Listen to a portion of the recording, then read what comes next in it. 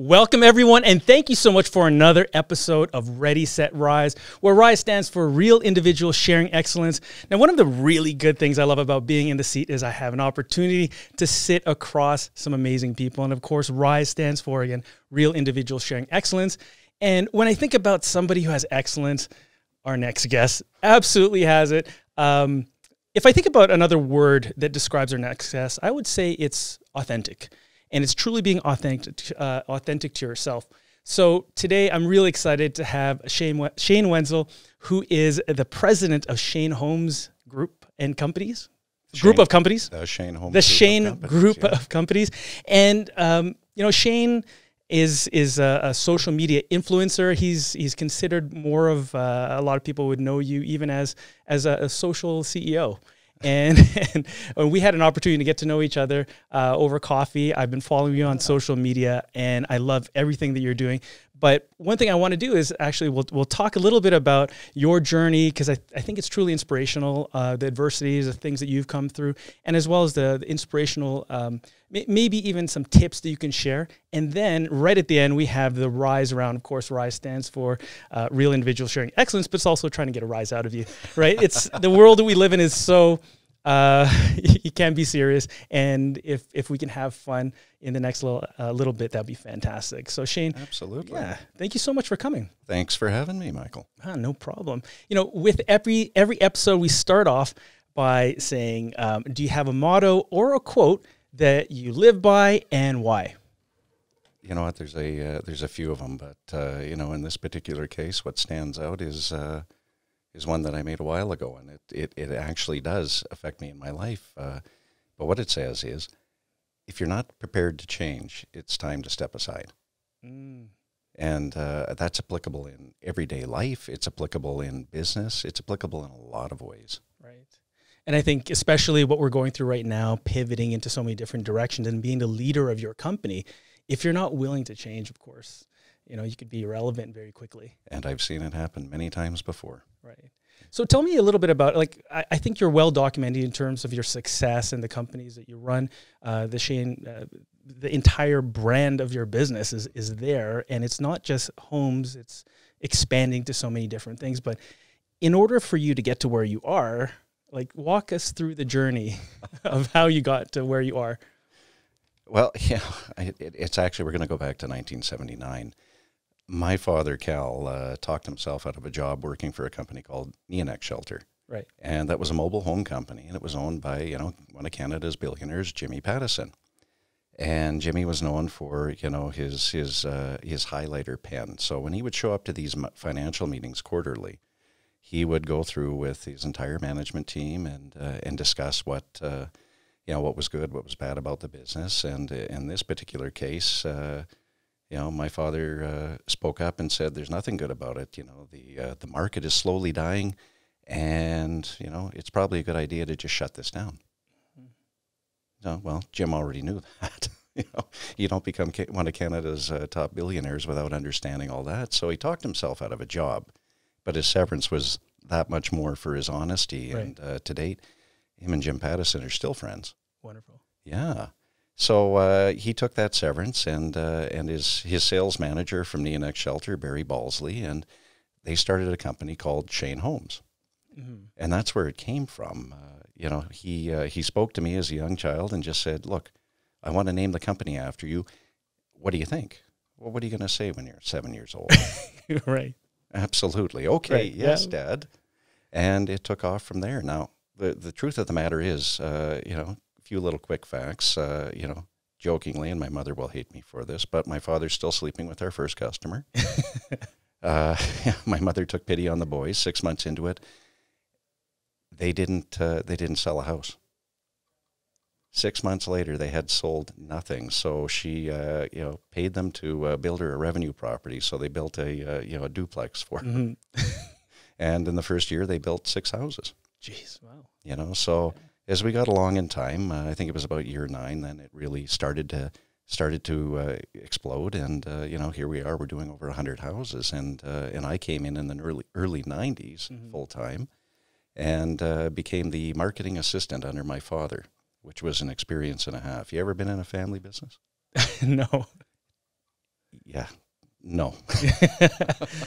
It's challenging because the expectations are far, far different than if you're working in another company. But I had to learn marketing under him, and I did pop back into school and take some university courses and a few others just to try and understand how things were changing over time. And it's been a real ride, to be honest with you. I mean, I've had to learn something new every day. And social media has been one of those things that I've had to learn and learn quick. And back then it was just Shane Homes. It wasn't Shane Homes group of companies. No, it was just Shane Homes. We were building single family homes, and they were all front drive homes, and they were all 2,200 square feet and up, and things just evolved over time. And that ties back to the change that I mentioned earlier on in that quote. If you're not prepared to change, then it's time to step aside. Well, we had to change with the market, and I've watched a number of our competitors not. They became complacent and kind of set in their ways, and this is the way we've always done it. This is the way we're always going to do it. Well, what happens eventually? Right, and sometimes what got you here might not necessarily keep you here. Exactly. Right. So change. I think the number one consistent or constant in the world is death, taxes, and of course change. Right? Exactly. So walk me through when you were going through this as a kid. I mean, there's a lot of expectations on you, placed on you. The name of your company is there. Was there ever a moment where you said, well, I don't want to do this? I wasn't sure what I wanted to do, even leading into my teens in high school. I mean, there was a lot of pressure and a lot of anxiety over this. Okay. But there was never pressure from either of my parents to pursue this as a career. My mother, is still disappointed that I didn't pursue a career in comic book art or in broadcasting. Right. Because you're both talented in both of those, right? Well, I mean, you got the voice, the silky smooth voice, the midnight voice. Yeah, yes. Right. And we had coffee a while ago, and you were telling me about that, the comic book, your love of comic books.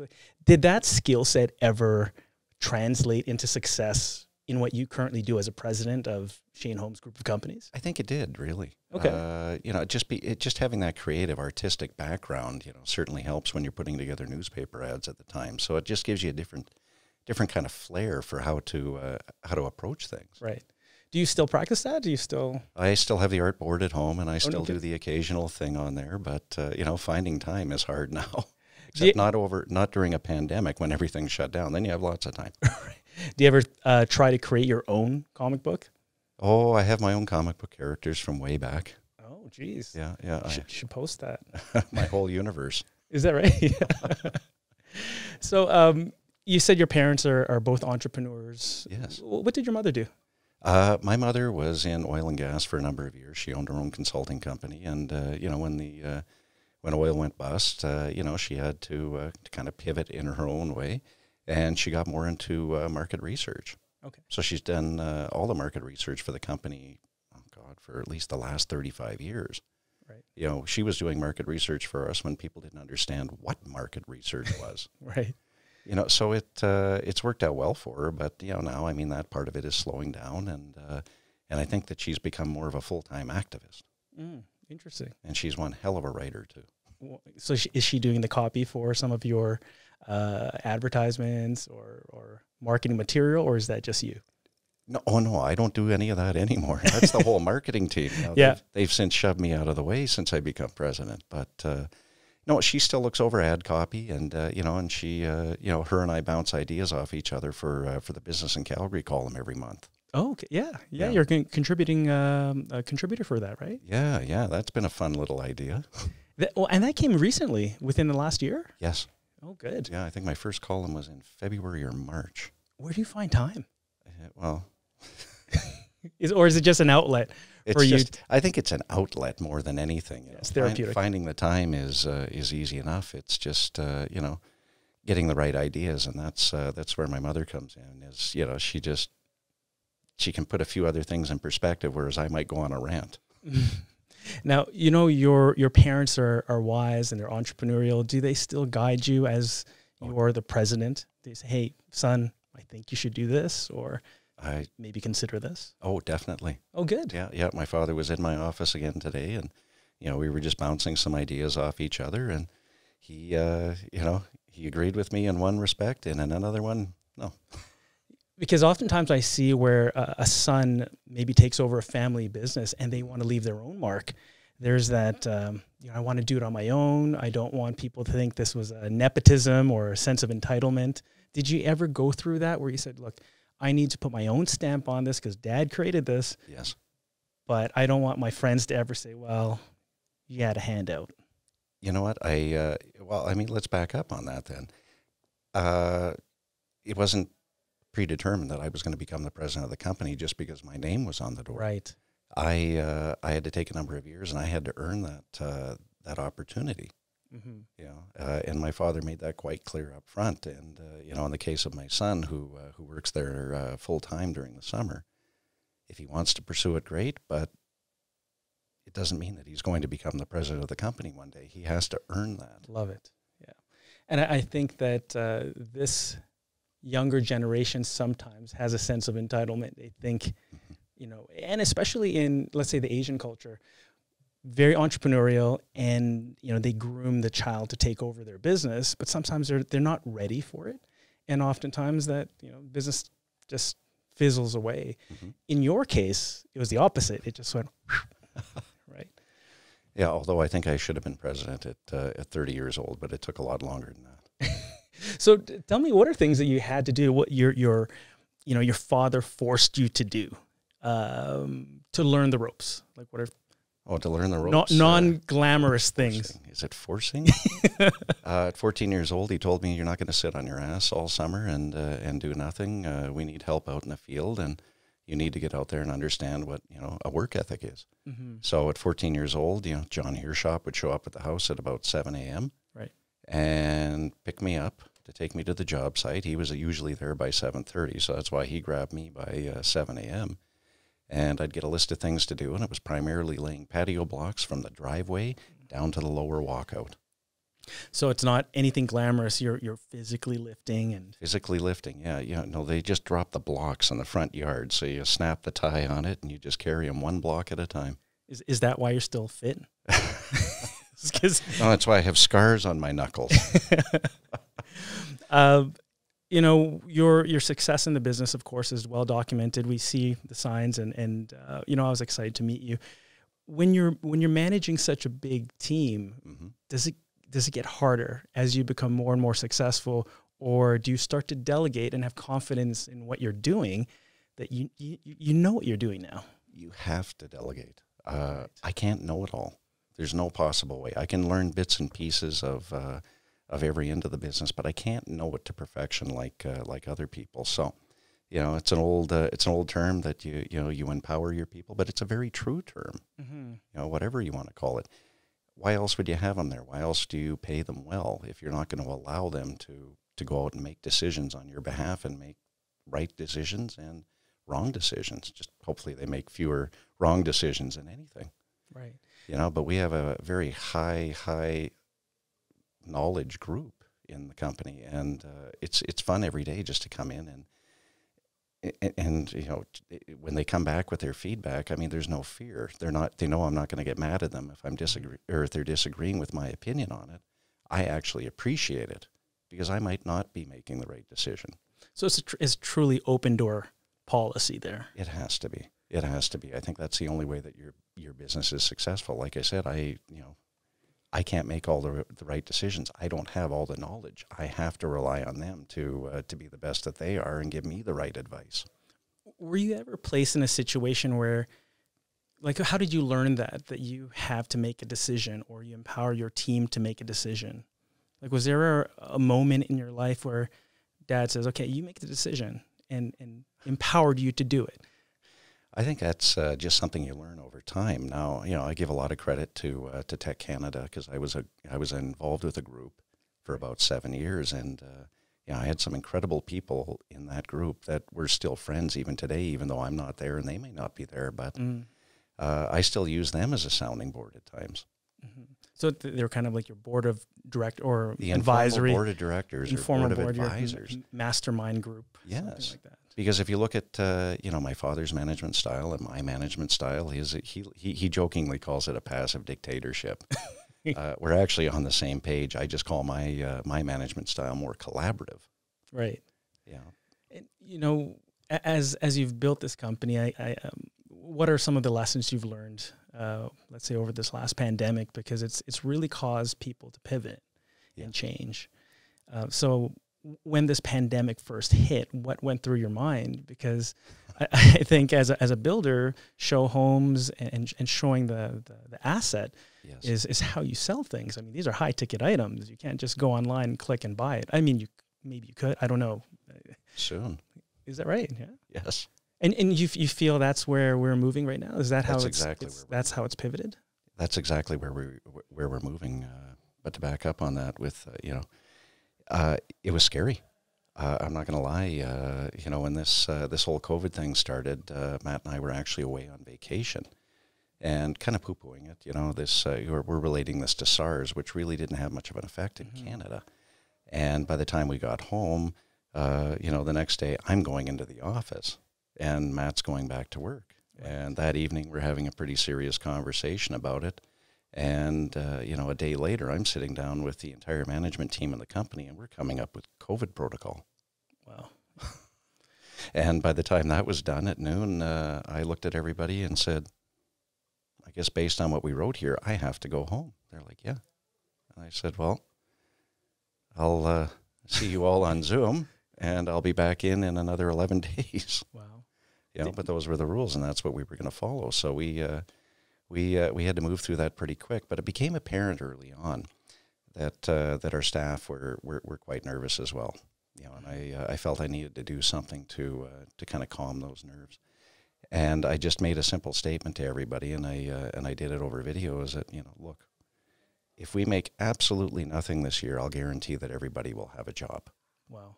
And that took away a lot of the fears that they had, because there's nothing worse than the great unknown as to knowing whether or not you're going to have a job to come back to the next day.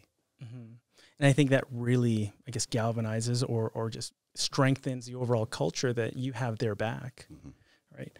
Was there a moment where you said, okay, I might be faking this? I'm saying all the right things. I'm like, oh man, I'm really scared. Well, sure. Absolutely you're faking it, because you don't know what to expect. Right. You're into the great unknown, this chaos event that happens once in a lifetime, hopefully. Right. But our people, we rely on foot traffic to the show homes. Well, nobody's coming out now. Now fortunately we were ahead of the curve, because, we had a strong digital strategy in place from the beginning of the year. So we had virtual tours, we had moved a lot of our advertising to digital. So that made a big, big difference. So we found that people were spending more time online, as we all did. Right. They have these phones, and they're clicking away and looking for information, looking for details, and we were able to keep people engaged that way. And that was important. I've heard you say before that researching was one thing that's important, and understanding market trends.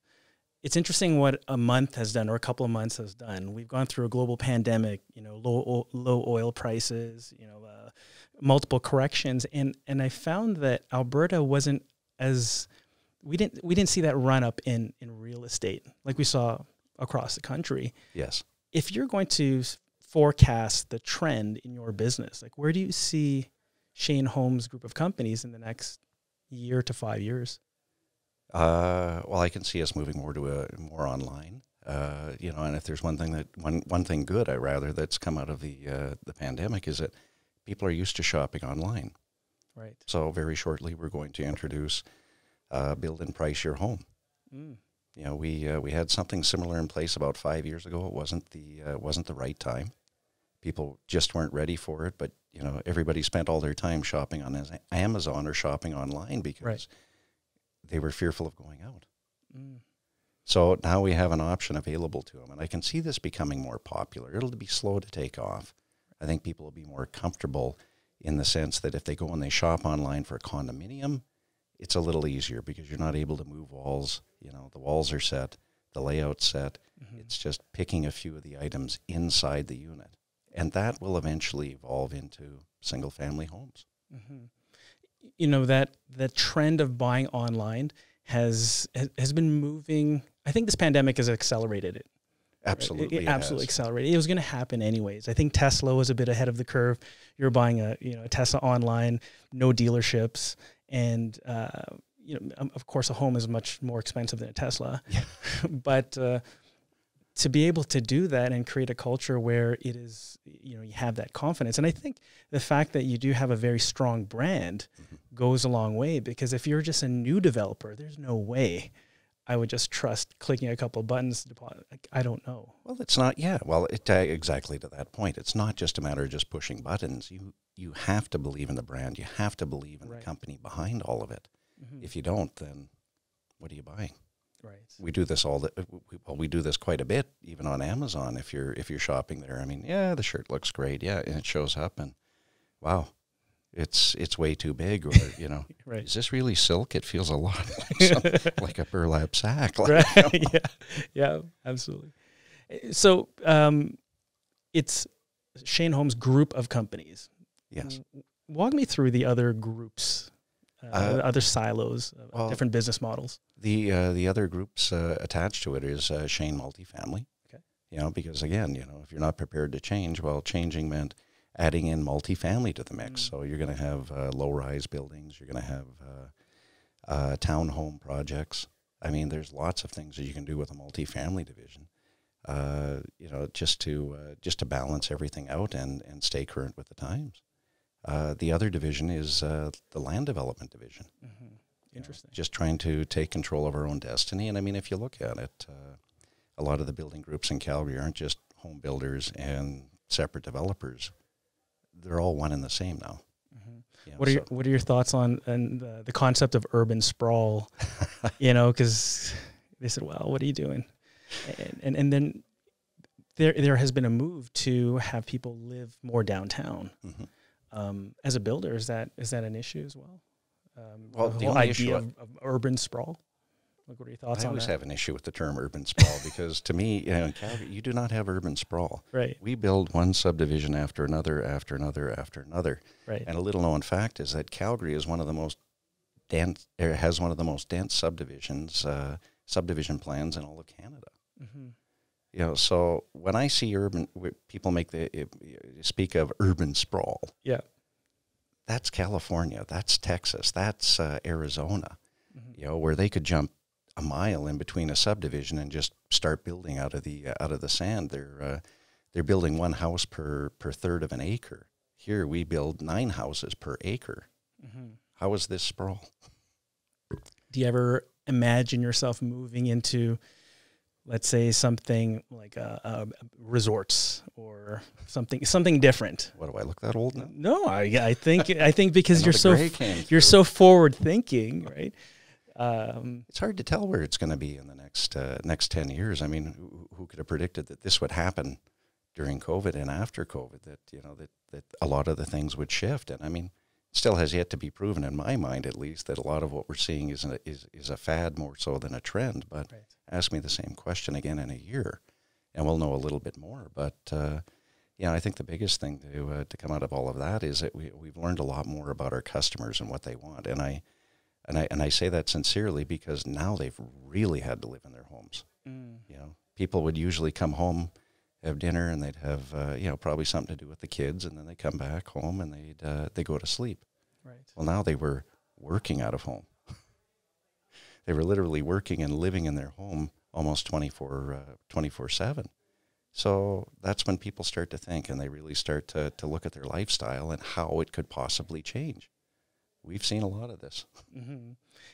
People are working from home. I think that whole work remotely or side hustle or whatever it might be, that's not going away. There are large corporations who have saved a ton of dollars and said, this is a lot more efficient. Employee happiness is up. You're saving a lot of time traveling, all this other stuff. And the reason why I bring this up is when I look at some of the homes that you are creating in your show homes, you're addressing needs for podcast. Talk to me about some of the rooms. How does something I've never seen this before, where you're creating rooms that are so forward thinking that there's a podcast room in some of the houses. It's just taking what we've learned over the past year and what people have been doing in their new homes, or in their homes in general. It doesn't even have to be a new home, And we're putting it into a specialized kind of theme room to say, look, this doesn't have to be a bedroom. You want a podcast room? Here's a full-fledged podcast room. This is what it could look like. Mm-hmm. You know, in another case, we built, you know, the ultimate gamers room.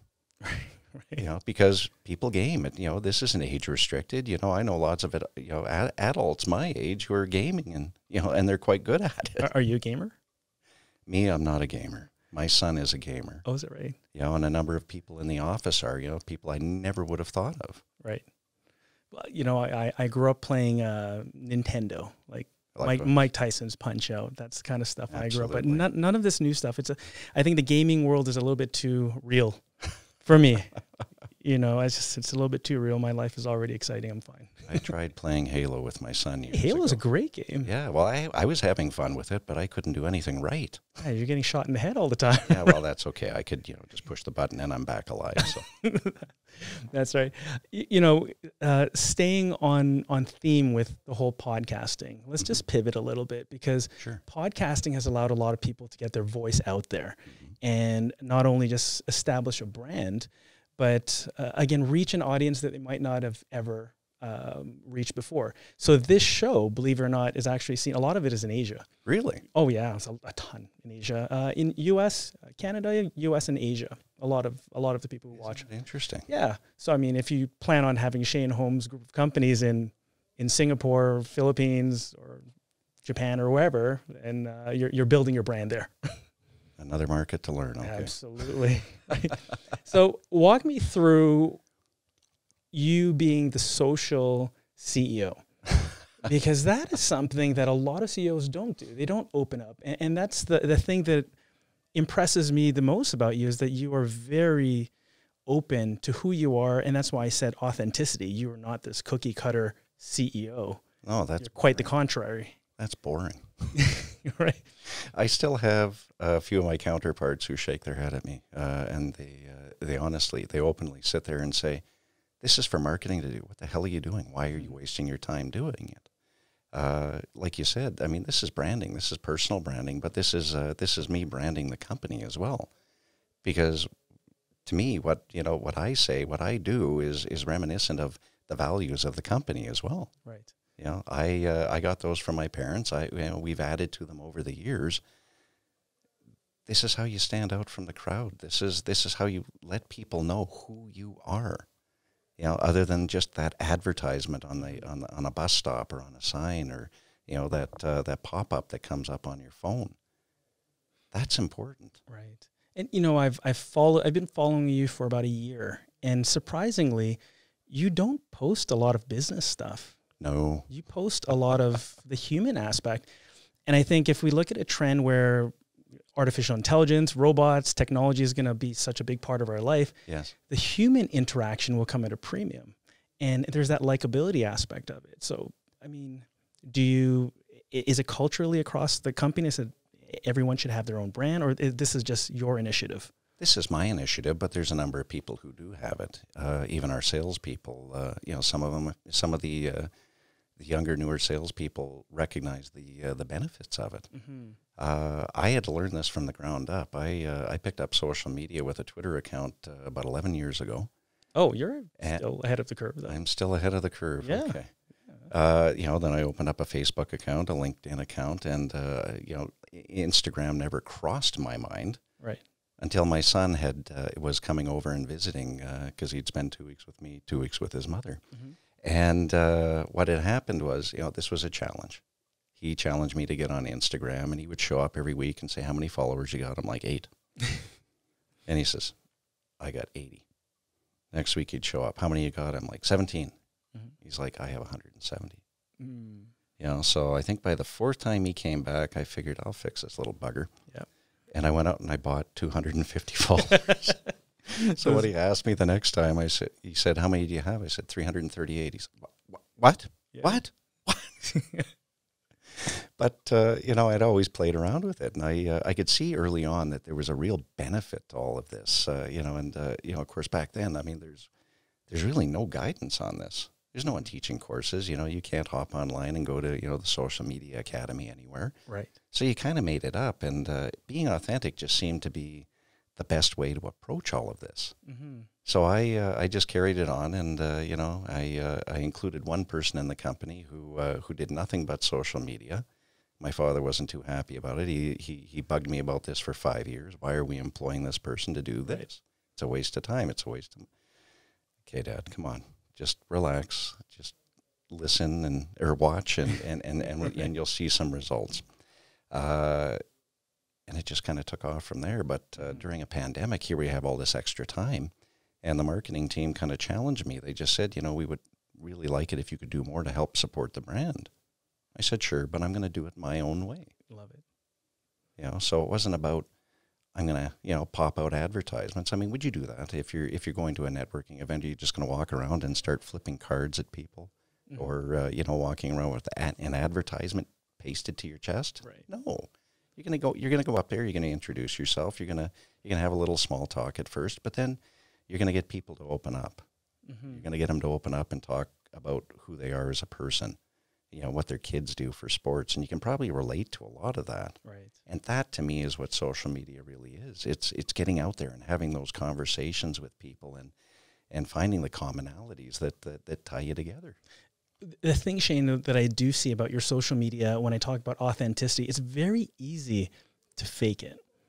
Sure. You know, it's very easy to post the best of your life. Mm-hmm. Have you ever found yourself in a situation where you said stuff that might have got you in trouble? Because I think everything, if I post something, I think, okay, this is going to show up 20 years down the road and, you know, it's going to bite me in the ass. Like, do you have those control mechanisms, or do you post whatever you feel? Like, what's your process there, and have you got yourself in trouble? Oh, I definitely, you know, I'm somewhat cautious on certain things, but for the most part, I really don't give a shit. Good, yeah. You know, I mean, people either like you for who you are or they don't. Yeah, somebody's always going to have a problem with whatever you post. Right. You know, and it could be the littlest thing or it could be the biggest thing. I think everyone gets so sensitive. Oh, nowadays, yes. Yeah, we've seen really a lot of that. Right. So what are your thoughts on cancel culture and that world?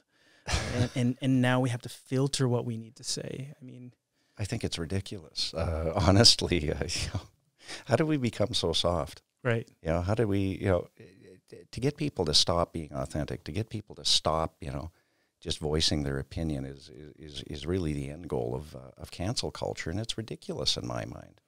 You know, we talk about, you know, Dr. Seuss books, you know, were they relevant at the time? Yes, that was the culture at the time. It's no different than statues now. Mm-hmm. You know, we're taking down statues, erasing our history. Why? Because somebody's offended. Well, give me a break.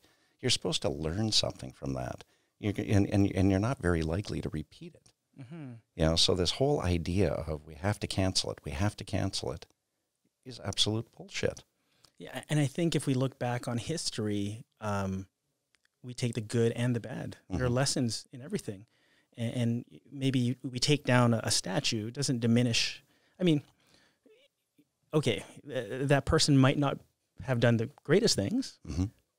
but there are a ton of really good things that this person has done, right? And I think we find, again, going back to your point, I think we're just hypersensitive, right? Way too hypersensitive now.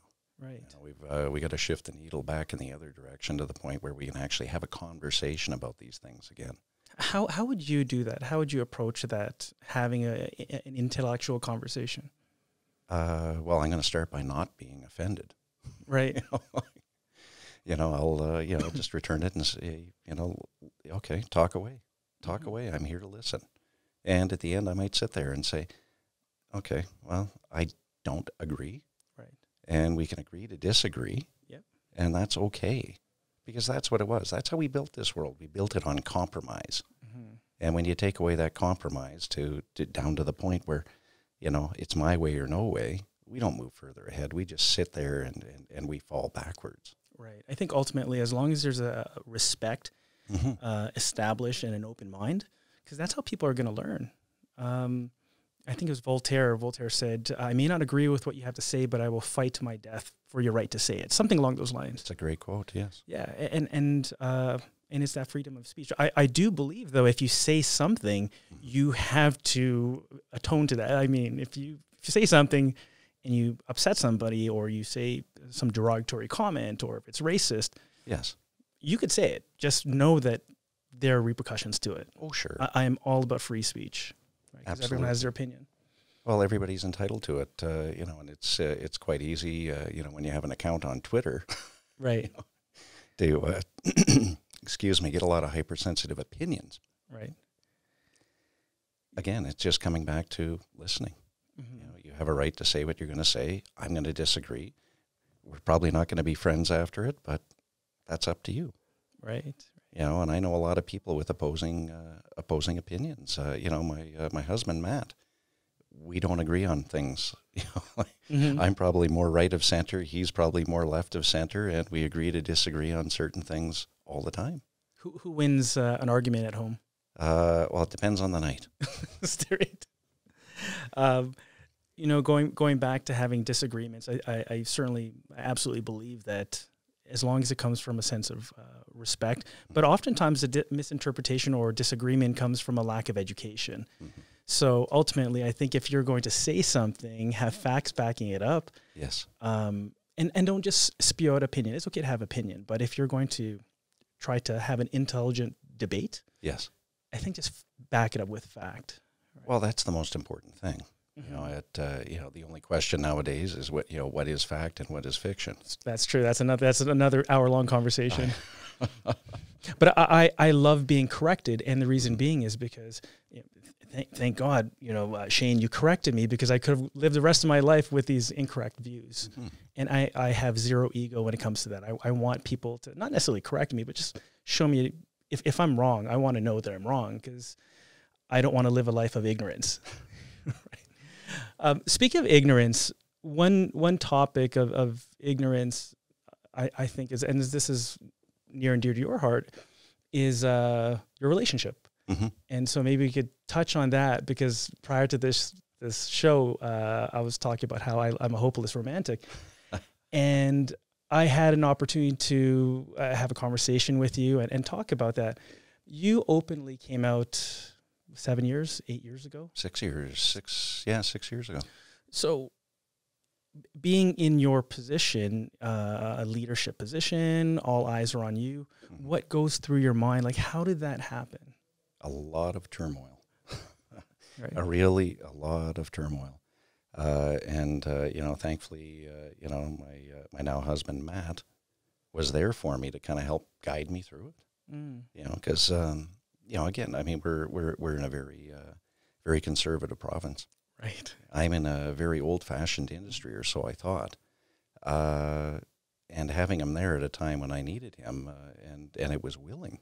It was willing on his part to want to share his experiences and give his love and give his support, and that really made a difference in me coming out. And Matt just had a simple approach of just tell one person a month.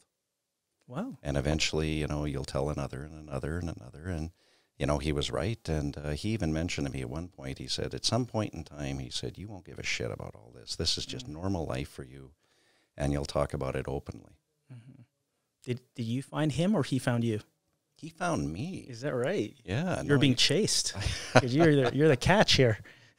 No, actually, it was kind of fluky. He was in town for an early Christmas with his parents one December, and he just messaged me, and I was asleep. Great. Next morning, he had no idea who you were. He just messaged you. No, actually, it's a funny story. Just randomly. Here we are. We connected that way. He was heading back to Vancouver, where he was living at the time. And, we carried on the conversation. We literally talked on the phone every day until he moved here. Really? But, about 2-3 weeks into it, we're just having a great conversation. He finally tells me, hey, a girlfriend of mine from Calgary told me to Google you.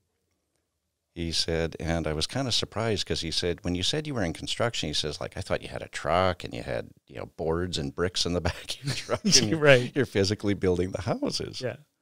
And he said, I didn't realize that.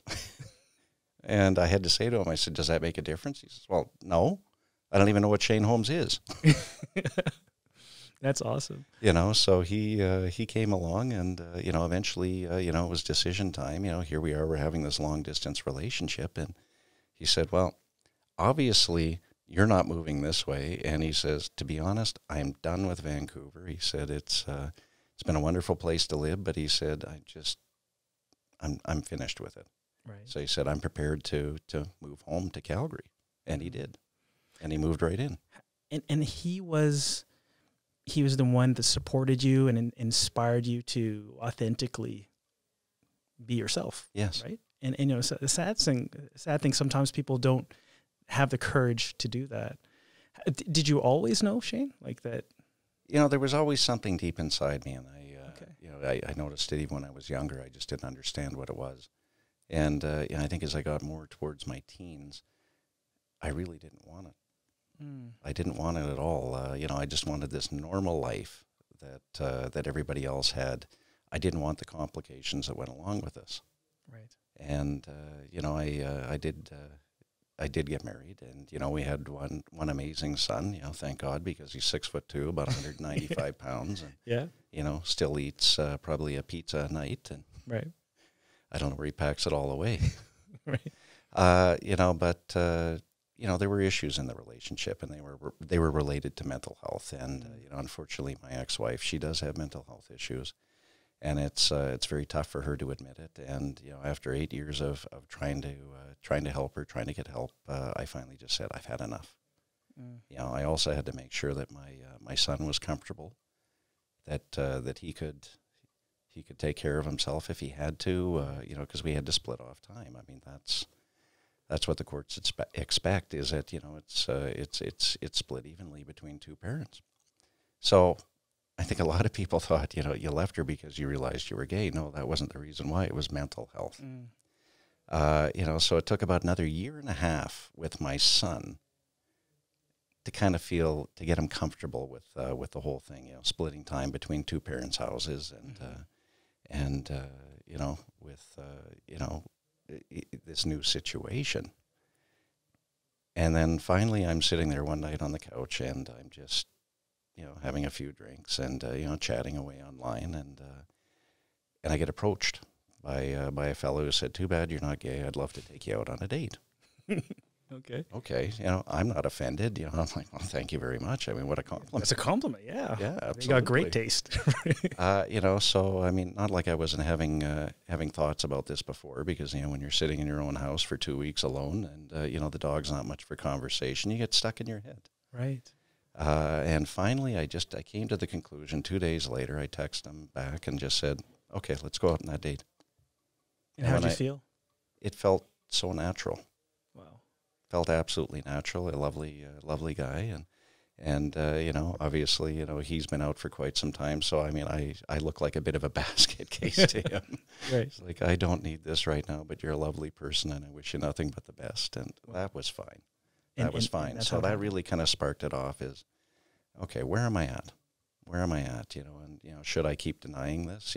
Does it really, really matter? Mm-hmm. Any challenge I've ever had in my life, I've taken on, and I've come through it. Mm-hmm. So why is this any different?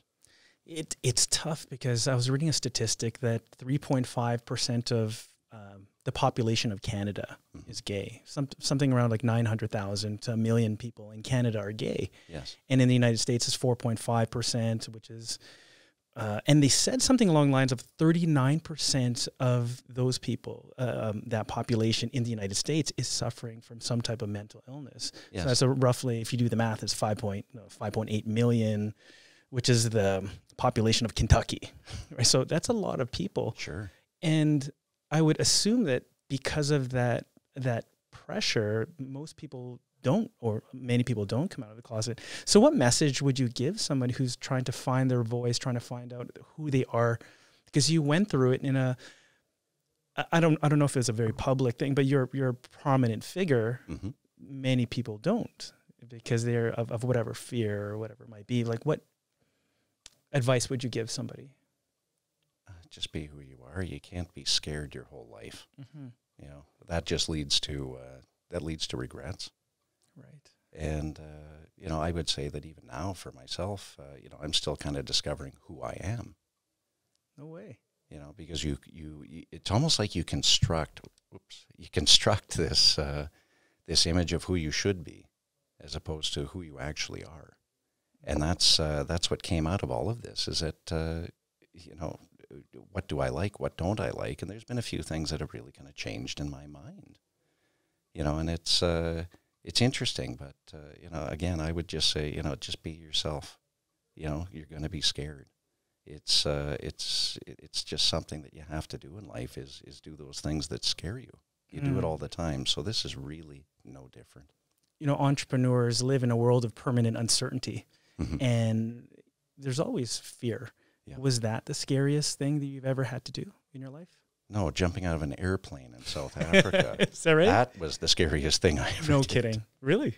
I think that was more scary than coming out. Really? Matt's from South Africa, right? Matt was born in South Africa, and they moved out of there when they were 3 years old because his father got an offer from an oil and gas company in Calgary, Alberta, Canada. Right. And the way he describes it to me is he said, I still remember landing in the plane, looking outside, seeing snow, and he says, as we walk out of this airplane onto the tarmac, he said, there's a blizzard. Right. And he said, my mother, you know, who never swears, let out a few as soon as they got off the airplane. And this was in South Africa? No, he's from South Africa. This is him coming here. He was born in South Africa, and this is him moving to Calgary, Alberta, Canada. And it was a great opportunity for his father, you know, who was in oil and gas his entire career. Right. Well, you know, we are, it seems like we're opening up in terms of the pandemic. Sure. And you have a cottage down south, and, you know, you've traveled. If you can travel anywhere in the world, where would you go? There's so many places, but I still love, I love London. Oh, is it right? Yeah. How come? It's the old world. It's the culture there. It's, you know, just everything about it. I mean, it lends so much to the imagination and your creativity and how they've just developed over the years. Right. Now, Matt would not like some of the new architecture, and I tend to agree with him because I just love that old world look. Did you get a chance to walk on Abbey Road? We walked all over the place there. Did you? You know, Matt's parents have a place there, and we're able to use it whenever we want. And I think we've been over there together 3 or 4 times so far. You know, they've had people come out of the UK who've been inspirational. I think George Michael, when he first came out, like yes. No one saw that. He was part of Wham. Yes. And you know, we lost him too soon. He's a great artist. We did. Matt still talks about that. Yeah, he was fantastic. Who's that guy? Rocket Man. I'm trying to. Elton John. Elton John married a Canadian. Right. Yeah. Did you ever see Lucky Elton? for him. Right. Did you ever see Elton John live? No, I haven't. You know, Matt has, and I'm kind of jealous. I never saw George Michael live, but I've seen quite a few. You're fairly big on live music, right? Well, you know, that was one of the things that kind of came out of the closet with me. You know, I always I didn't know it, but I actually enjoy concerts. Oh, they're great. You know, so a couple of years ago, you know, Matt gets all excited. He says, the Spice Girls are touring. Oh, the biggest band in the world. Yes, but they're only touring in Europe. So, of course, where do we go? We go to London, to Wembley Stadium with 90,000 other crazy fans. Right. And watch the Spice Girls perform. That must have been wild. Oh, my God. I mean, a 90,000 person stadium. Yeah. Everybody singing along the whole way through.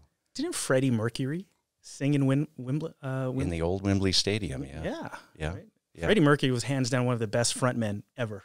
You know, one of the best male voices of all time. Unbelievable. And one hell of an entertainer. Yeah, he put himself out there. Like he was 100% best frontman. Who's that? The other guy who's taking over Freddie Mercury, Adam Lambert. Yes, he's good too. Yes, he is. He's a great artist. Right? And so, no, I love music as well. I find it's magical for somebody to be able to create a sound. I'm like, how do you create a sound? I don't play any instrument. Do you play any instruments at all? I don't play any instruments. Sing? No. Can you sing? Not worth a damn. No, really. That's Matt's job. He's he's a good singer. He's a good singer. He was in the boys' choir when he was younger. No way. Well, he has that look. He's a very good-looking man. He's a very good-looking man. He has great smile. Great smile. Well, thank God, because you know, I always tell him, I said, you and that big, beautiful smile. Yeah, he has a great look, right? Angled jaw. He's a good-looking dude. So he can sing. He can sing, yes. Does he ever sing to you?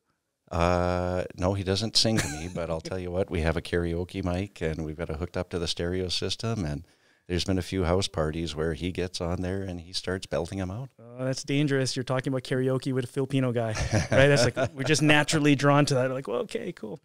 So talking about Matt, so you've would go to London. Where else would you travel? Oh, I still love Paris. Oh, Paris is good. Right? Paris is beautiful, and I mean, you can get there so quick from England. You know, again, it's that old world culture. You know, I've just I think that's what I gravitate to more so. Mm-hmm. And you know, we've walked around all of Paris, gotten lost a few times, so that's okay. That's what Google Maps is for. But you know, just what a lovely culture. You know, and stopping off at little cafes for a coffee and a croissant along the way. I mean, it's just a very relaxed lifestyle, even though you're in a city of millions. Mm-hmm. I think this pandemic has really reinforced that life is short, mm-hmm. and we should travel. We should experience things. I've heard a few of your posts talking about living in the moment. I think the words you used was savoring the moment, Yes. the moment, something along those lines. Give me the video from Hawaii on the beach. Yeah. Like give me an example where, you know, all the chaos in your world, managing a group of companies where you just said, okay, I'm going to shut it down and I'm savoring this moment. I try to as much as I can, but the easiest way to do this is to go to Montana. Yeah, right. And I can't get across the border to Montana. Right. Are you much into pop culture at all? You seem like you know pop culture fairly well. I know very little. Matt would be the expert Really? on all of that, yeah. Yeah, because we had a couple of musical references, and you seem like you're up to speed with it. If I were to show you a couple of pictures, would you be able to name these famous trios? So we're going to go through a pop culture test. All right. Because you know I'm a Shane fan, right? I think you're cool, but I got to see if you're really as cool as I think you are. Oh, I'm going to fail the test. Okay, famous trios. Who are these guys? Well, I mean, come on, the Three Stooges. Oh, all right, cool. So I'm giving you a layup, okay? Okay, let's try this one.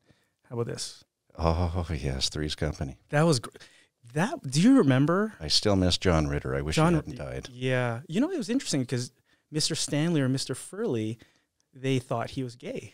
Do you remember that? Yes. Yeah. Yeah, he certainly had the movements. He had the features. Well, he had to pretend because he was living with two women, and back then you're not allowed to have gender roommates. Yes. Okay. All right. You're 2 for 2. Hurry up, cancel them. How about these guys? Oh my God, the Three Amigos. Okay. Three Amigos, great movie. Excellent movie. All right, you're 3 for 3. Okay, how about these guys? Oh my God. There has to be a story here because I was looking at this. I'm like, what is that on their heads? And I think I know what it is, but I need to hear it from you. What is that on your head? This is what happens when you go down to Lake Kookanusa during the summer. Right. And you have lots of scotch. You put pull-up diapers on your head and run around the campground. There must be a band name or something. There's no band name. Poopy heads. Just three idiots. Yeah, that's about it. You know what I love about this is that you still have this on your social media. That's what absolutely. I love, because oftentimes people will go through and cleanse their social media, start deleting that. This is my photo book of life. Why would I get rid of it? I mean, there's funny moments, there's happy moments, there's sad moments. You know, when you eventually run for mayor or for politics, which is likely going to happen, you have to make a decision. Do you pull that? No. Do you ever think about running for politics? No, I won't take it down. To hell with people. If they don't like it, then they don't like me. I love it. I love it. Speaking of pop culture, you're the boss. Yes. Right. I mean, do you remember a show? I mean, do people? Are you an approachable boss? Do people are like? Oh, absolutely. They like you as the boss? Well, I hope so. Or they're really lying to me every day. So I have an open door all the time. The only time I close it is when I get frustrated at the interruptions. I'm like, I need to work. Has anyone ever said you kind of look like somebody else? Have you ever, like a celebrity? Oh, I've had a few people say that. Who? Well, my sister is convinced that I look like Tom Hanks. I can't see the resemblance. Not really. Maybe the calm demeanor. Right. I don't get it, but, you know, she's older than I am, so I think senility is finally settling in. I think the other one that I've heard is Mel Gibson. Yeah, maybe the facial hair. The facial hair now, yeah, Mel's copying me. Okay, well, he's got more gray. Who does this guy look like? That was the cut. That was the do at the time. Okay, so I saw that, and someone popped into my head right away. Who's that? Who do you think? I have no idea. Oh my God, Tony Danza. See, I told you that was trendy back then. Look, okay, if you look, there is a dimple, you know, same dimple, same jawline, very similar jawline, right? Similar smile, similar nose, and the hair. And then to top it all off, the muscles. Come on. Like I used to be better when I was younger. You never got that to Tony Danza back then? A little bit? Did you see a little? I never got the Tony Danza, no. But you see a little bit? Yeah, I see a little bit, and, you know, if I see any more, Mom's going to have a lot of explaining to do. Well, it's better than Tom Hanks. I would think so. I mean, I like Tom Hanks, you know, for his comedy and for his acting, but, you know, I don't think I look or sound like Tom Hanks. Well, you know, so Tony Danza worked out, and you work out. Yeah. And how important is fitness to you? A lot more important than skip the dishes.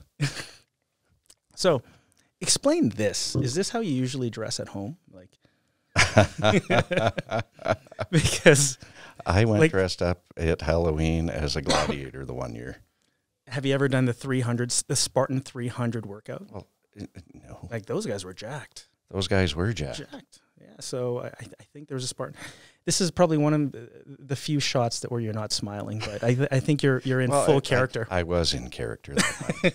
I was in character that night. Right. I got a couple more here because, like I mentioned, trying to understand who you are was so fun because there's not many people like you that can essentially just be out there. And I was telling my wife, I mean, this guy's a fun guy. And when I saw you when you walked in earlier today, we just talked about Stampede. Yeah. And are you much of a partier, or like can you keep going? Like do you have adrenaline and you know endurance? I have adrenaline. I have endurance. You know, Matt always laughs at me about this because even he says I can't do what you do. Oh yeah, because you're out and about events. You're out and about. You know, I think one of the things that came up early in the pandemic was he said, like, I'm not used to you being home so often. He says usually you're out, you know, 2, 3, 4 nights a week.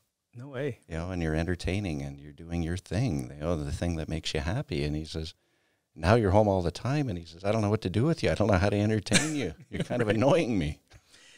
Because you must have had to build that endurance to get to that level. Oh, sure. Right? Because in 1992, you did not have that endurance. Apparently not. Well, I have evidence that Shane can't party. This is a great year, 1992. Those buggers. I still remember, so that's before they took all the beer cans off me. Oh, is that right? So I'm assuming you've proven them wrong that you can party. Shane can party because they all slept till noon and I was up at 8 driving the houseboat back. Well, you know, you could certainly party and you are very comfortable shirtless. So if you're on a beach right now, are you wearing Speedos? Are you wearing no? Are you sure? Okay, that's that's a backyard. It's in a backyard, this is what's and I was happen. working on my tan. This is what's going to happen when you go into politics. Someone's going to call you out. Well, hopefully they call me out for the right reason. You know what? I just love it because it tells me a lot about you. Just saying, hey, look, I'm enjoying life, and I think we should all do that. Absolutely, we should absolutely enjoy life. It's honestly it's short enough. Yeah, especially in the case when you have kids. Yep. A quick story. My son used to play soccer, okay. And he played it for 10 years. And one day in grade 10, he has to job shadow me. So we get up, we go into the office. By about noon, he's bored, because he's been to a couple of meetings with me. And he told me he was bored and he was looking forward to going home. I'm like, great, but the day's not done. So we get to about 3 o'clock. Dad, can we go? I'm like, no, the day's not done. 4 o'clock. Right. No, the day's not done. Finally, about 5 o'clock, he says, can we finally go home? I said, no, we got a function to go to. We got, we've got to go. It's over at Minhouse Brewery. Right. So I take him over there, and, he gets to meet a lot of the people in the industry and some politicians. And no, he didn't get any beer. He was too young. Right. Parents watching at home. Right. But he got a lot of free pizza, and, he enjoyed it. And, we hop in the vehicle. It's about 7:30, 8 o'clock at night, and drive home, and he falls asleep along the way. And, we come in, and he walks in. He gets about halfway up the stairs. He comes back down. He gives me a hug, and he says, Dad, I now understand. And I said, what do you understand? And he said, all those nights that you ran home to take me to soccer practice or take me to a game or take me to the tournaments. And he said, by the time all that was done, he says, sometimes 9 o'clock, he says, I'd see you sitting on the couch with your head back, and he says, you're passed out. He says, I now understand. Wow. Yeah. He really appreciated everything that I was doing for him. And I guess that was always my attitude is, I'll have enough time to sleep later on when he moves out. Mm-hmm. Now I just find other things to do to keep myself awake. But they grow up so fast, right? And they do. And he's 21 now, and, it feels like 10 years. Yeah.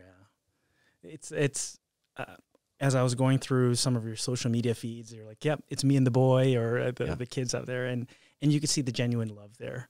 I've always wanted that close relationship with him, and that was always important from the day he was born. I didn't understand how much my father sacrificed for me. I didn't. I was like, this guy's an asshole. Like, this guy's a jerk. Like, he's so harsh. We all go through that. Yeah, I was like, you fight against your father, and then you realize that, man, this guy was working 12 hours a day and still taking me to baseball practice and still driving me around the country to play baseball. Mm-hmm. And the sacrifice, it's great that your son notices that now. Right. I mean, some kids never do. Some kids never do, but he noticed it after that, job shadowing day at work. Yeah. Now he still maintains. He says, Dad, you have the most boring job around. Right. He said, you go to meetings and, you talk to people and, you give them advice or, you're taking their advice. He says, I don't get it. He says, it's just boring. Well, it took you a long time to get to that level that you can delegate and trust and you can do yes. Right. You don't need to be the technical side of it. Probably what Cal was doing before. A lot more hands-on. He had, of course, the company was a different size and there was a different corporate structure. Right. Barry was responsible for the field operations. Cal was responsible for all the sales and marketing.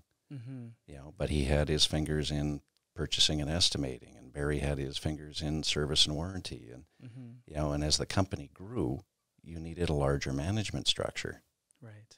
And, especially now with 3 separate divisions, you need a larger management structure to make that all work. Right. Well, what's your legacy going to be at the end of the day? Your dad did a great job and helped start a foundation, but and there is you do have a foundation, right? The Cal Wenzel Family Foundation. Yeah. Yes. What's your legacy? How do you want to be remembered? That's a good question. I haven't really defined that just yet because I think I still have a number of years to go. Mm.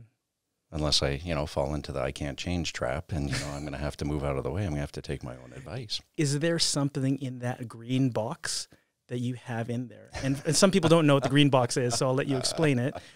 But I was doing my will planning with my wife. Yes. Certain things I have in there. Is there something there that, wow, this is Dad's, high school T-shirt that he loved so much, like whatever, like it's an obscure thing in that green box. Well, the green box is all of that and more. Mm-hmm. It's it's your will and testament. It's a lot of things. It's letters to your family. It's letters to your management team. It's letters to your children. There's a lot more that goes into that package, and somewhere in there, maybe there is a legacy message. I think people don't often think about that. They don't think that they don't think about credit cards or social media account passwords and shutting these things down and closing them off and having them all in one place. Mm-hmm. While your entire family is going through that kind of grieving process really helps them get through it as well. That showed that you cared. Right.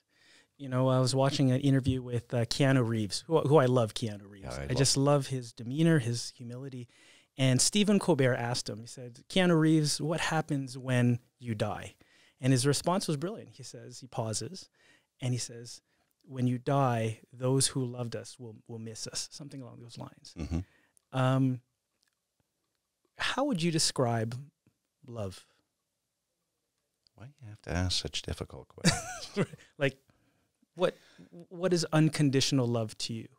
Because to me, love is being there for that person every day, every way.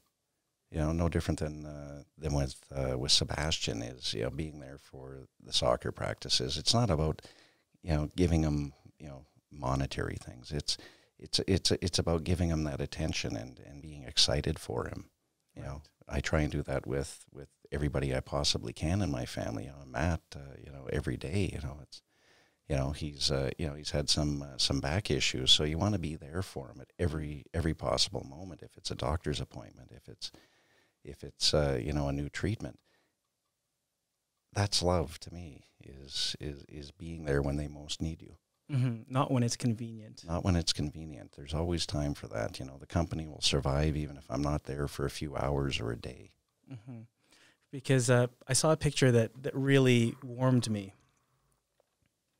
And you could one, he's a very handsome man, but you could really see that. And when I looked at that, I thought to myself, wow, that's going to be a big fight at home, Boston versus New York. Right? I was like, I don't know how to get along.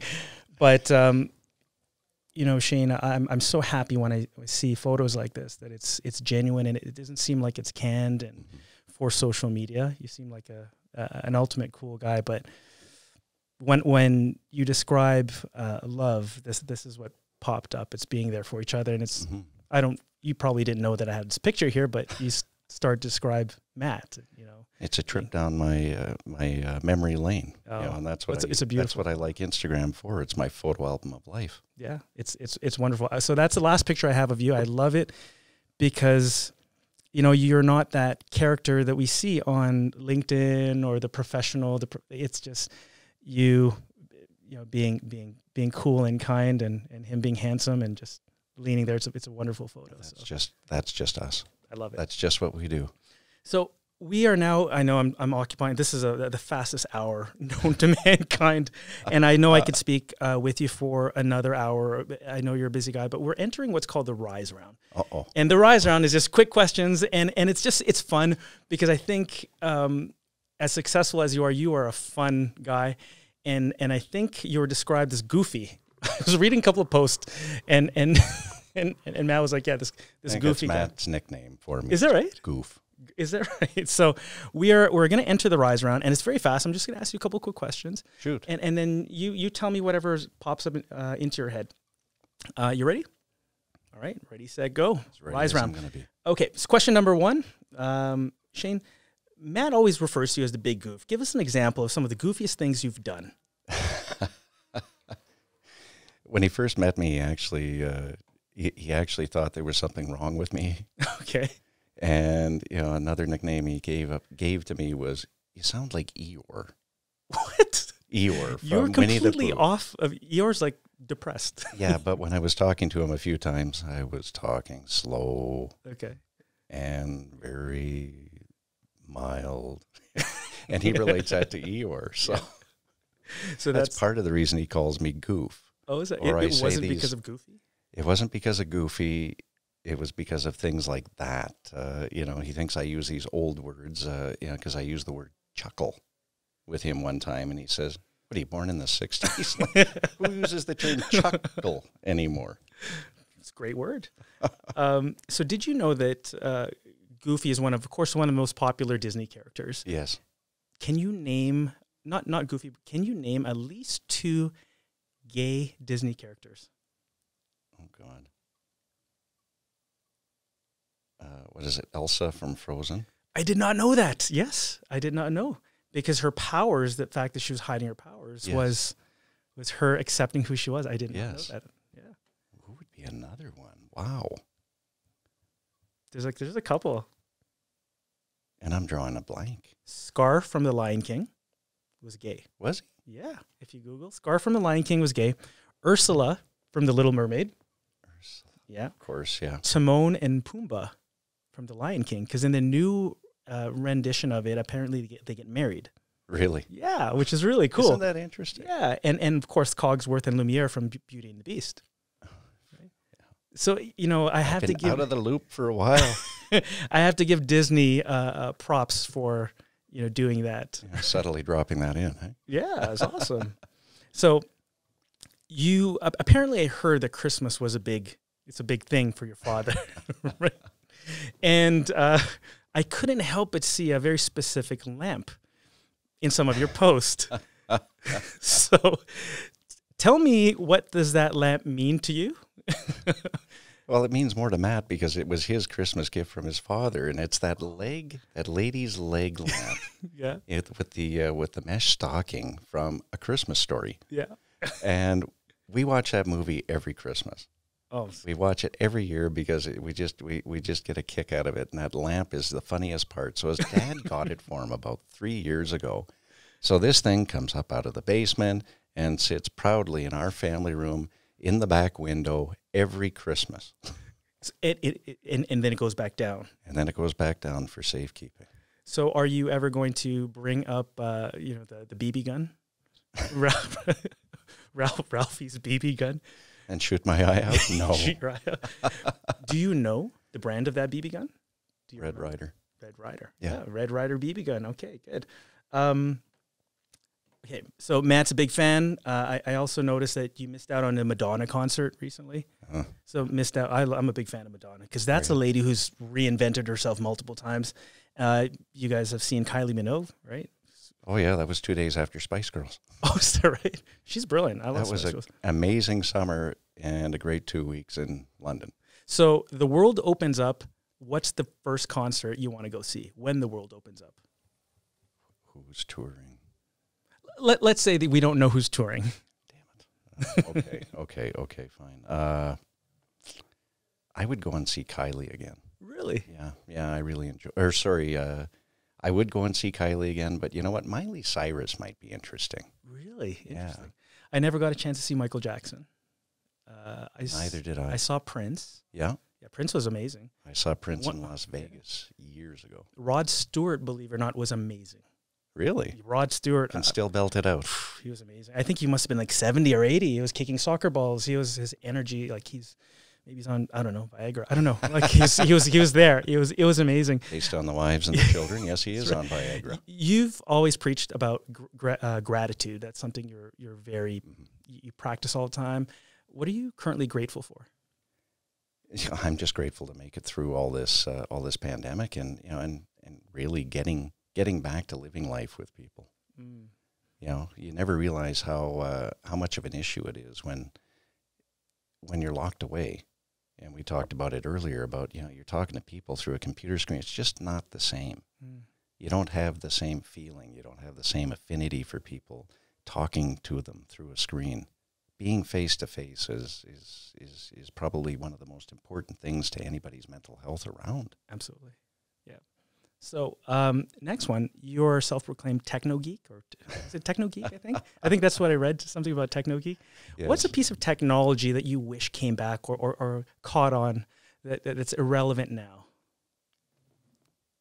Well, this is an interesting one because Matt's always been a vinyl collector, and when he wanted to go down to Recordland and start grabbing some cassette tapes. The younger generation has no clue what a cassette tape is. They have no idea what a cassette tape is. I remember watching a show with Sebastian when he was younger, and they're popping up things on the screen that kids from this generation will never understand. The first one was, a phone ringing, a dial tone phone. Right. Yeah. And then the busy signal, and then this cassette tape pops up on the screen. And Sebastian looks at it, he's like, "What's that, Dad?" And I said, "Oh, that's my generation's iPod." Yeah, that's true. That's what it was. You had to rewind it. You had to stick a pencil in it and spin it around. Yeah. So, I mean, that's something that, that Matt and I will even buy each other for Christmas is cassette tapes, because some of the artists now are actually producing them. Cassette tapes. Cassette tapes. Yeah. Well, analog sound it's richer. It's more, I don't know. It's nicer. It's fuller. There's just there's an air about it. Yeah. There's the crackling of the needle when it goes. It sounds really nice. Did you ever end up buying that McLaren? No. Because there's one poster like, "I want it." That's all it said was a McLaren. So speaking of which, what's your favorite car then?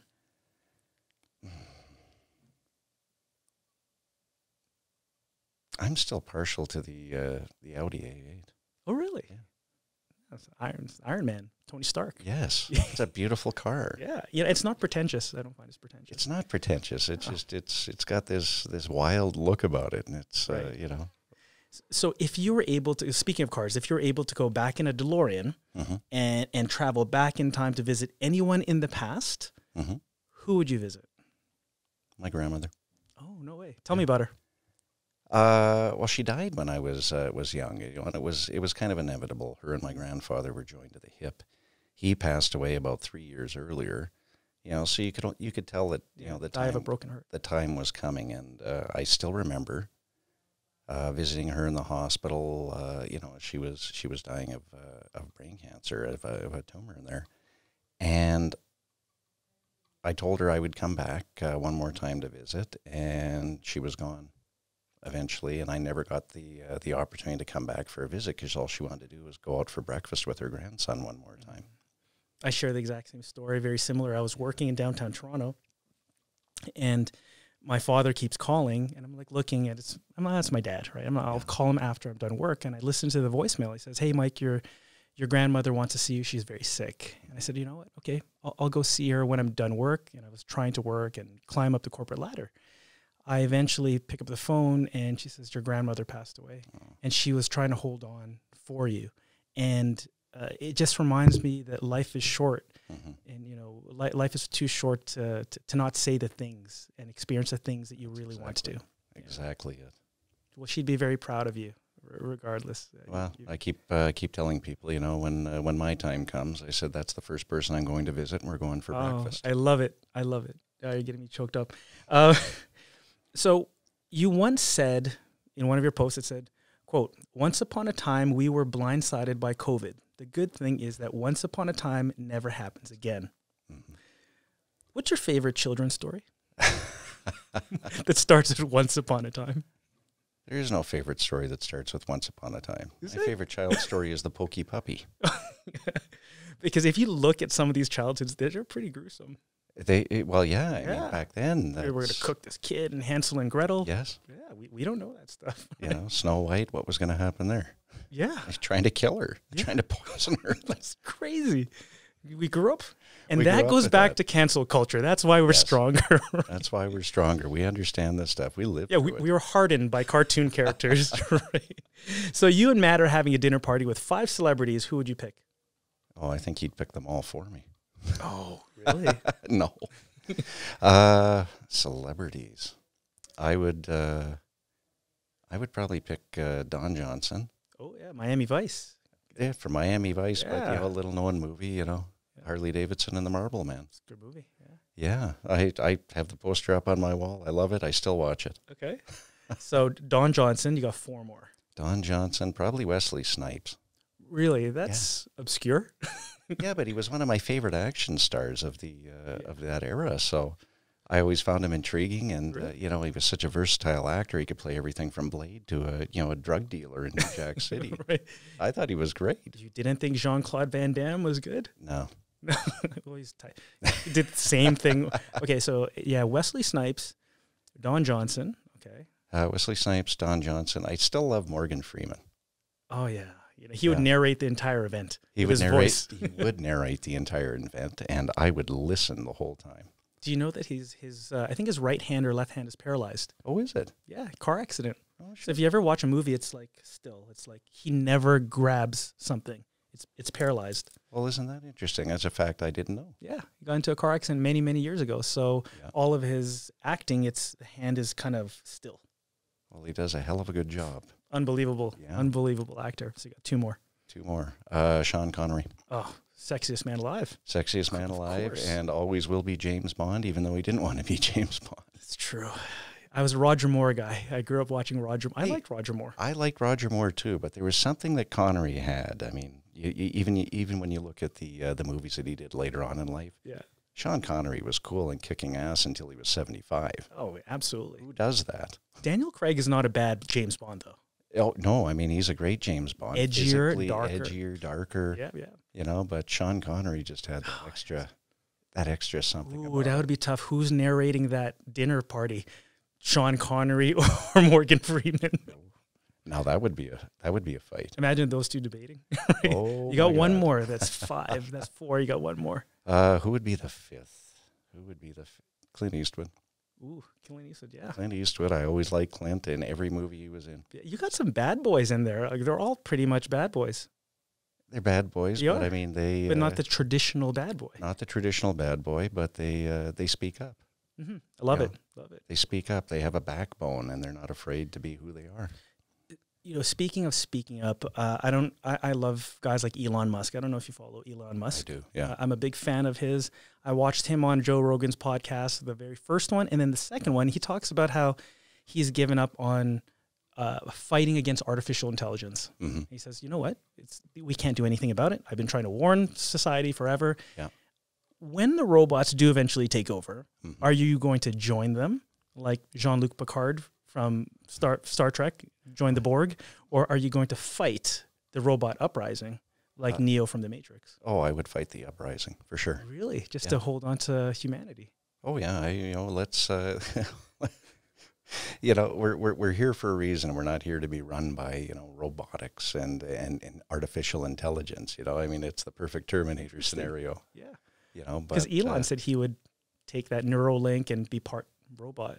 He said it's inevitable. Yeah. I'll pass. Cool. Interesting. pass. Interesting. You'd fight them. How do you find happiness? How do you define happiness again? Like, what makes you happy? What makes me happy? Well, really, I mean, I'm just being myself more than anything. Right. I mean, everybody can relate in some way at some point in time in your life where you're not living your authentic self. Right. And when you finally do, that's happiness all in itself. Mm-hmm. That's amazing. I love it. We're almost done. You're answering. You're doing a good job here. You I'm passing the test. Oh yeah, you're doing great. I'm So gonna get my GPA up. So if you and Matt are on a deserted island, Yeah. what goes through your mind? A, this could be a cheap beachfront property and I want to develop on it. B, where's my charger? I need to call for help, but first let me do a social media post. Or C, let's just turn off our phones and enjoy the moment and our privacy. It's going to be C. Is that right? Yeah. Wow. Good. Deserted island, just to be like, hey, we don't need help. Let's just enjoy this right now. Yeah, let's just enjoy the moment and hang out for a bit. Then you start to build beachfront property. Right? I'd figure out a way to build a hut, with a view. Oh, you know what? I said a comment about Gilligan's Island Yes. a while ago, and these millennials had no clue what I was talking about. Of course they wouldn't. I said, Gilligan's Island was one of the greatest shows ever. I would have stayed on that island. Stay on the island. Well, it had a volcano. It had absolutely everything, It's right? amazing. Yeah, a lot of, coconuts, papayas. These millennials are like, look at these two old guys talking. Right? Who are these old guys Who are these talking? guys What is Gilligan's frickin' island? If you had 60 seconds to spend with your 18-year-old self, what would you tell him? Oh, lots. What would your best piece of advice? My best piece of advice would be just, again, I go back to being your authentic self. You don't know it all. Right. So shut up and listen. But, just be yourself. Don't overthink things. Don't worry about, what other people are going to feel. Just spit it out. Be who you are. You can learn from those mistakes. What do you think is preventing people from being their most authentic self or reaching their potential? Today's world. Right. Well, with the cancel culture, I mean, how the hell do you ever open up? How the hell do you become your authentic self when you have to second guess and third guess everything that's going to come out of your mouth for fear that somebody's going to be offended? Right. It's an evil path to be on right now, and I'm so absolutely against it because it'll ruin people. We're going to get to the point where we're not going to talk anymore. We're just going to use freaking hand signals. Or my favorite is if you go to Sylvester Stallone's movie Demolition Man. I mean, if that's the way the world is going, I don't know, you better put me down now. How can we cure that? How can we stop that? Well, again, people have got to stop being so bloody offended. They've actually got to sit there and accept the fact that other people have opinions, and that the world, was there long before they were. I mean, I don't agree with Stalin. Are we going to erase him from from history? No, there's a lot to learn from that, from oppressing people, from from being an absolute gruesome dictator, you learn something from that. You cannot erase that from the history books, or honestly, we're doomed to repeat it. Right. Absolutely. So, people have to stop being so bloody offended and just deal with it. We had to. Again, I go back to, this world was built on compromise. You weren't right, I wasn't right, but somewhere in the middle we found compromise. Let's get back to compromise and start building back. Oh God, I stole that. No, let's erase that one. Let's start building a better world from all of this. Right. Do you think the world is going to be better in the next 5 years? Are you optimistic? Because you seem like the most optimistic guy I know. I'm optimistic because I believe in the human spirit. There's no way that that you can continue on down this path. People will eventually push back. I think you've seen it on a minor, well, is it a minor scale when you get 1.5 million people walking the streets of London protesting, saying no more lockdowns. Right. Eventually you can push people too far. And eventually they sit there and say, enough is enough. Right. So that vocal majority have to finally sit there and say, too bad, minority. You can't be offended on everything. This is the world. Deal with it. Right. The same way that I had to do with my son when he was growing up and he was throwing a temper tantrum. It's like, well, then sit in your room and enjoy life. Yeah. Come down when you're, when you're done having your temper tantrum. Right. And I think that's what you callous over, adversity or weakness. Yes. You toughen yourself and you build resiliency and character. Sure you do. Right. So, no, I completely love it.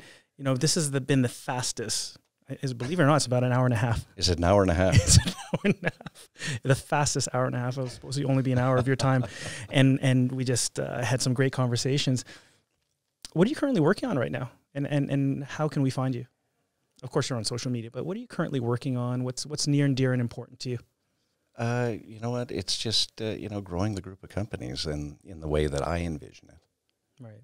And again, you go back to, what's happened over the past year with the pandemic, really trying to understand, again, what customers want, because that is shifted. It is definitely shifted. So I think they're looking for more of a personalized experience, one that's based on a great customer experience.